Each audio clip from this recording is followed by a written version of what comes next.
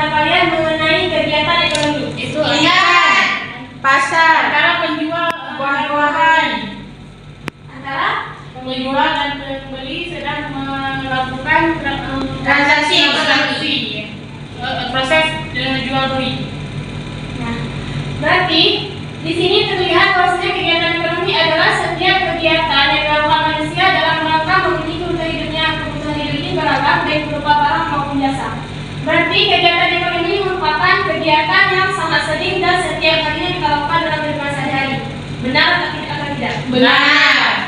Misalkan ketika kita mau ke pasar, kita mau beli baju, kita mau beli sepatu dan lain sebagainya, itu merupakan bagian daripada kegiatan ekonomi. Kenapa? Karena kita melakukan kegiatan yang mana kita untuk bisa memenuhi kebutuhan Sehari-hari. ya, kebutuhan kita yang sehari-hari.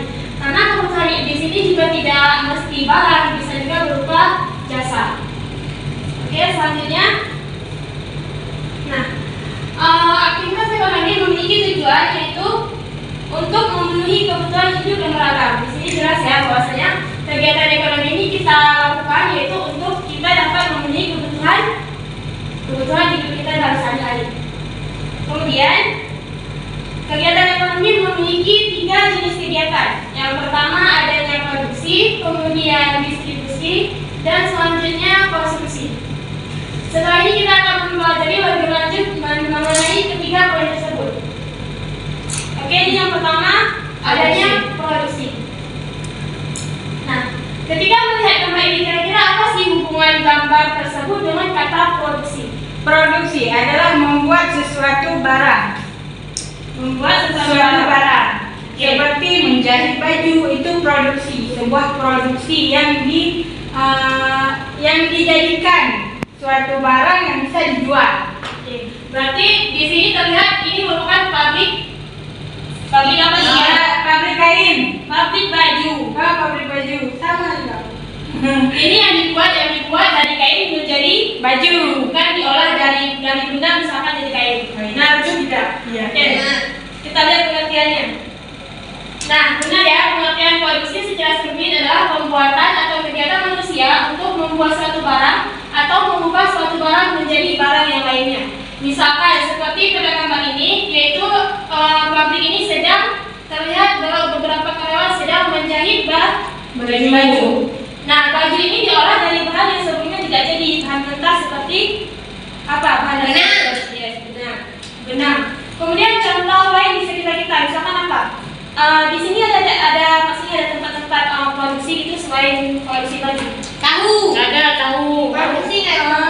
Mana itu? Makanan. Di belakang.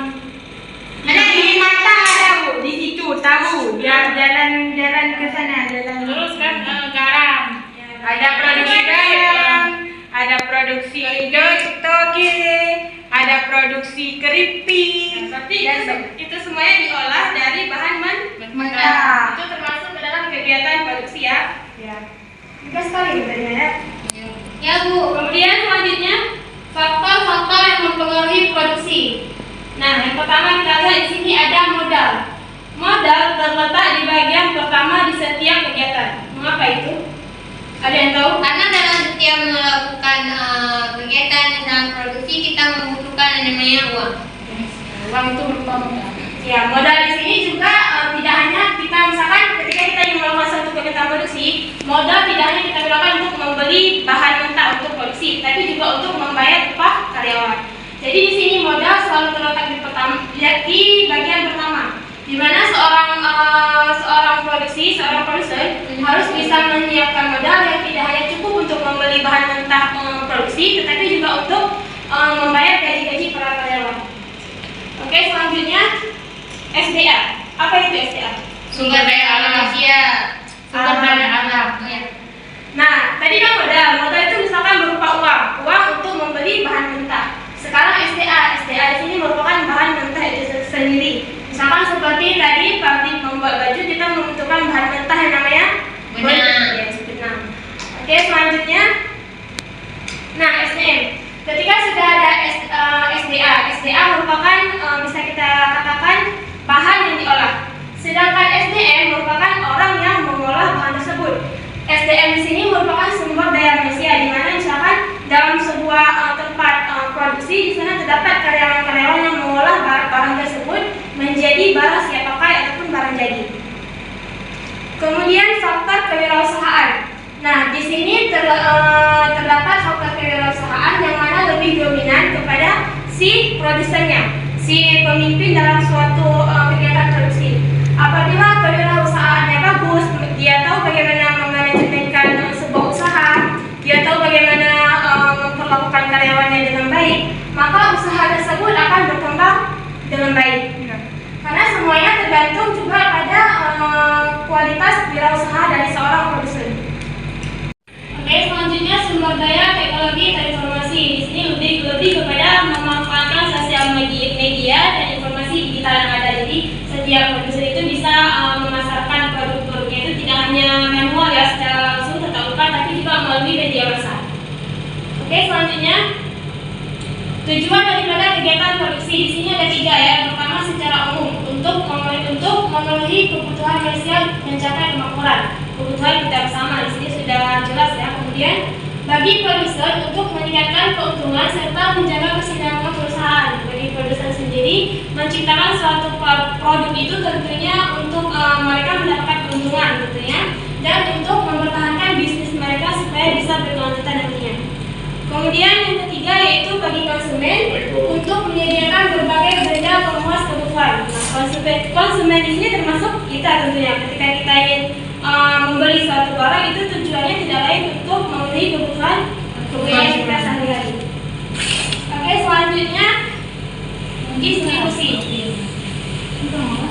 Nah, pernah lihat mobil bawa mobil di jalan? Itu ya, aneh tapi nyata. Memang jelas melihat mobil bawa mobil. Itu merupakan bagian daripada proses pemasaran ataupun distribusi. Distribusi ini secara khusus kegiatan ini merupakan suatu proses yang menunjukkan penjualan barang yang dibuat dari produsen kepada konsumen. Nah, tadi kan yang pertama ada produksi di mana produsen menciptakan barang. Kemudian di distribusi ini produsen memasarkan barang tersebut kepada konsumen. Ini merupakan salah satu contohnya. Jadi tujuan utama dari kegiatan distribusi adalah menyalurkan produk dan jasa kepada konsumen. Oke, selanjutnya faktor yang mempengaruhi distribusi. Yang pertama adanya faktor pasar. Letak geografis pasar juga dapat mempengaruhi proses pemasaran. Misalkan ada desa-desa pedalaman mungkin yang sudah dijangkau, itu biasanya proses distribusinya itu agak sedikit lama dan harga barang pun biasanya dinaikkan dari biasanya. Kemudian faktor barang, kemudian faktor kebiasaan dalam pembelian. Di sini menyangkut dengan ketika pelanggan membeli barang dari produsen itu misalkan seperti yang sudah umum kita lakukan, proses pembelian barang melalui COD yang biasa di TikTok Shop itu merupakan contoh salah satu daripada faktor dalam pembelian barang. Kemudian yang terakhir faktor perusahaan itu sendiri, faktor daripada produsen itu sendiri dalam memanajemenkan usahanya. Kemudian selanjutnya yang terakhir konsumsi. Nah, mungkin yang kali ini merupakan kita yang termasuk pelakunya ya. Ya. Di sini kita pasti sering ke Suzuya gitu. Iya, Sering melihat yang seperti itu. Sering. Apa kita yang seperti itu? Kita Nah, kegiatan konsumsi adalah kegiatan di ekonomi yang menghabiskan nilai guna satu barang atau jasa secara berangsur-angsur langsung atau habis. Ketika sudah ada barang, sudah ada yang membuat barang, sudah dipasarkan, maka bagi konsumen yang tinggal hanya menghabiskan ataupun membeli. Oke? Nah, tujuan dari kegiatan konsumsi yaitu mengurangi nilai guna seperti yang kita katakan tadi, menghabiskan, memuaskan kebutuhan secara fisik dan memuaskan secara kebutuhan rohani. Kemudian adanya faktor yang mempengaruhi kegiatan konsumsi. Yang pertama adanya penghasilan. Memang pada hakikatnya itu orang-orang yang berpenghasilan tinggi, misalkan yang mempunyai gaji ataupun segala macam, itu orang-orang tersebut konsumsinya pasti lebih tinggi. Begitupun sebaliknya. Kemudian tingkat pendidikan dan harga barang dan jasa. Harga dari barang tersebut juga berpengaruh terhadap tingkat konsumsi masyarakat. biasanya karena orang-orang di sekitar kita itu berburu barang yang murah meriah. Berbeda dengan di tempat lain ya. Kemudian jumlah keluarga, kemudian jenis kelamin, adanya selera dan gaya. Di sini juga tergantung ini biasanya termasuk kepada anak-anak muda zaman sekarang ya. Mereka kalau ingin membeli suatu barang itu pasti disesuaikan dengan gaya mereka masing-masing. Kemudian adanya adat istiadat dan kebiasaan dan adanya tingkat bunga. Tingkat bunga di sini juga berpengaruh terhadap kegiatan konsumsi karena pada dasarnya apabila tingkat suku bunga itu semakin tinggi, masyarakat dominan tidak ingin membelanjakan uang mereka, tapi mereka lebih memilih untuk menabung. Begitupun sebaliknya ketika tingkat bunga itu lebih rendah, maka kebanyakan masyarakat memilih untuk membelanjakan uang mereka. Oke, demikian pemaparan materi yang telah Ibu jelaskan. Bagaimana, apakah ada yang bertanya? Apa masih ada yang kurang jelas? Kalau tidak ada yang bertanya, berarti sekarang Ibu yang akan bertanya pada kalian. Oke, untuk pertanyaannya, tadi kan kita sudah membahas 3 poin ya, produksi, konsumsi, dan distribusi. Nah, pertanyaannya, bagaimana dari ketiga kegiatan tadi ya, bagaimana pengaruh kegiatan ekonomi tersebut terhadap tingkat kesejahteraan masyarakat? Saya ini yang menjawab. Sebentar, saya lihat absen. Coba Rizka Ayatul Adham. Bagaimana? Silakan. Kalau menurut saya kan pengaruh kegiatan ekonomi terhadap masyarakat itu bisa meningkatkan sumber pendapatan masyarakat. Bisa meningkatkan sumber Pendapatan masyarakat. itu yang maksudnya pendapatan. Pendapatan seperti apa? Atau apakah misalkan di sini yang berpengaruh hanya pendapatan masyarakat, lantas pemerintah tidak? Bagaimana itu? Misalnya itu di kegiatan produksi. Ketika barang yang diproduksi itu terjual, maka seseorang akan memperoleh keuntungan berupa uang dari barang tersebut. Dan bagi masyarakat yang membeli pun sekaligus dapat terpenuhi kebutuhannya. Oke, itu benar ya yang dijawab oleh Rizka Ayatul Adham. Salah satunya yang menjadi pengaruh kegiatan ekonomi terhadap kesejahteraan masyarakat seperti yang dijelaskan oleh Rizka, yaitu meningkatnya pendapatan. Nah, penyebabnya lain, faktornya lain yaitu dapat membuka lapangan kerja baru. Jadi misalkan ketika tadi seperti di kegiatan produksi, adanya pabrik pembuatan baju. Misalkan ada pabrik baru yang baru buka, kan itu dapat membuka lowongan bagi masyarakat sekitar itu untuk melamar pekerjaan di tempat tersebut. Jadi selain dapat meningkatkan pendapatan masyarakat, kegiatan ekonomi juga dapat membuka lapangan kerja baru bagi masyarakat sekitar. Oke, selain itu ada yang ditanyakan? Tidak ada. Pas. Oke, tidak ada. Berarti sekarang kita masuk ke sesi diskusi. Jadi sekarang kalian bagi menjadi 2 kelompok. Di sini ada berapa orang? 2, 4, 6. Berarti 1 kelompok 3 orang. Oke, sebelum itu di sini Ibu sudah menyiapkan 2 lembar diskusi. Jadi nanti kelompoknya yang pertama ada kelompok petani, kemudian yang kedua ada kelompok Nelayan. Jadi hitungkan setiap kelompok di sini. Dari data nelayan ini kalian harus bisa mendeskripsikan menjadi 3 kegiatan seperti yang sudah dijelaskan. Apakah yang termasuk dalam produksi, bagaimana yang termasuk dalam distribusi dan juga konsumsi. Setelah itu kalian juga harus bisa menarik kesimpulan dari kata nelayan ini. Jadi tugasnya yang pertama kalian analisis kata ini, kemudian deskripsikan, dan yang terakhir buat kesimpulan. Bagaimana? Apakah mengerti? Mengerti. Berarti ini yang di belakang bertiga, yang di kalian bertiga, oke? Oke, silakan dikerjakan. Bagaimana? Apakah sudah siap? Sudah, Bu. Oke, berarti silakan kelompok yang pertama untuk mempresentasikannya di depan. Silakan. Assalamualaikum warahmatullahi wabarakatuh. Waalaikumsalam warahmatullahi wabarakatuh. Kami dari kelompok 1 akan mempresentasikan hasil kerja kami yang berjudul nelayan.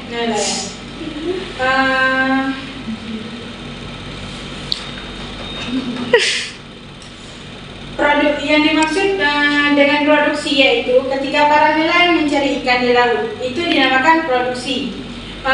Sedangkan distribusi pada kegiatan pelelangan ikan ataupun menjualnya, maksudnya ketika ikan tersebut telah dibawa oleh nelayan ke darat, maka para agen ikan membeli ikan tersebut secara keseluruhan untuk dijual kembali ke masyarakat.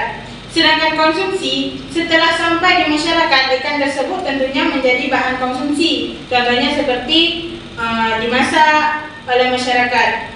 Kesimpulan dari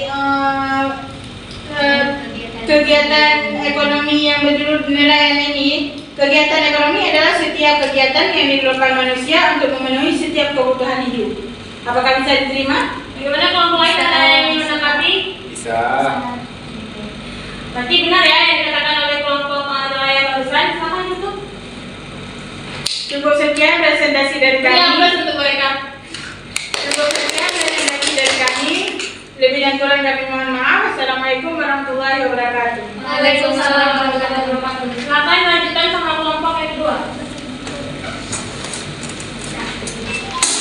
Kami akan menjelaskan tentang produksi adalah petani tanam padi.